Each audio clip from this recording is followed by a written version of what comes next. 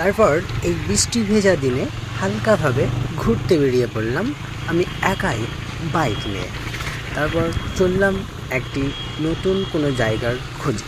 এই বৃষ্টি ভেজা দিনে মনের সুখে সুরে সুরে বাইক চালিয়ে চললাম আজকের নতুন জায়গার খোঁজে।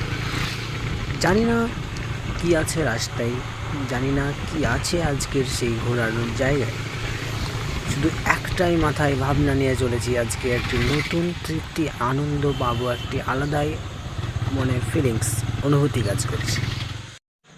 তো এইভাবেই চলে এলাম চলতে চলতে গঙ্গা নদীর তীরে। গঙ্গা নদীর ধারে এসে দেখলাম এক মনোরম দৃশ্য। এভাবেই হাওয়ায় চলতে থাকা অনেক কচুরিপানার দল, সাথে চলছে নৌকো এবং মাঝি বেয়ে চলেছে তার দাঁড়। ভালো লাগছে এক অসাধারণ দৃশ্য দেখে এবং মনোমুগ্ধকর একটি দৃশ্য দেখে নিজেকে অত্যন্ত আনন্দিত মনে হচ্ছে। প্রায় সন্ধ্যা গড়িয়ে আসতে চলেছে, তাই একটু খাওয়ার উদ্দেশ্যে রওনা দেওয়া যাক। প্রথমেই গিয়ে সেই খাবার টেবিলে বসে মেনু কার্ডটি ওপেন করে বসলাম এবং আজকের কিছু স্পেশাল খাবার অর্ডার করার জন্য মনে মনে কিছু কল্পনা করতে লাগলাম এবং সেই সাথেই রেস্টুরেন্টের একটু কিছুটা ভিউ আমরা দেখতে লাগলাম।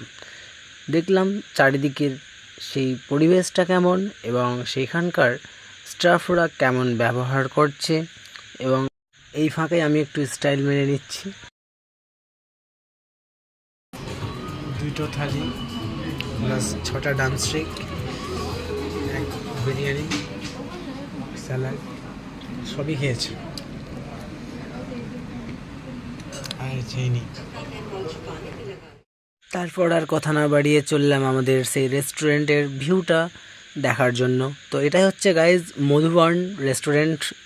জঙ্গিপুরের মধ্যে এসে আপনাকে দরবেশপাড়া থেকে কিছুক্ষণ এসে পার্কের কাছে আপনি দেখতে পাবেন মধুবন রেস্টুরেন্ট।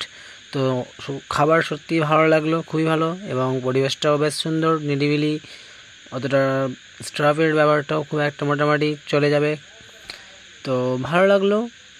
এখানে এসে আপনারাও আসতে পারেন, আপনাদের নিমন্ত্রণ রইল। তো ফাইনালি ঘোরাঘুরি সব কমপ্লিট, এবার আমরা যাব ঘরের উদ্দেশ্যে। তো এখন আমরা জঙ্গিপুর ফ্লাইওভারে আছি। এবার একবারে সোজা আমাদের বাড়ির দিকে রওনা। তো গাইজ এই পর্যন্ত ছিল আজকের ঘোরাঘুরি। ভালো থাকবেন, সুখে থাকবেন, দেখা হচ্ছে পরের ভিডিওতে আবার। আর আমাদের এইরকমই নতুন নতুন ভিডিও দেখার জন্য আমাদের সাথে থাকবেন। থ্যাংক ইউ, ধন্যবাদ।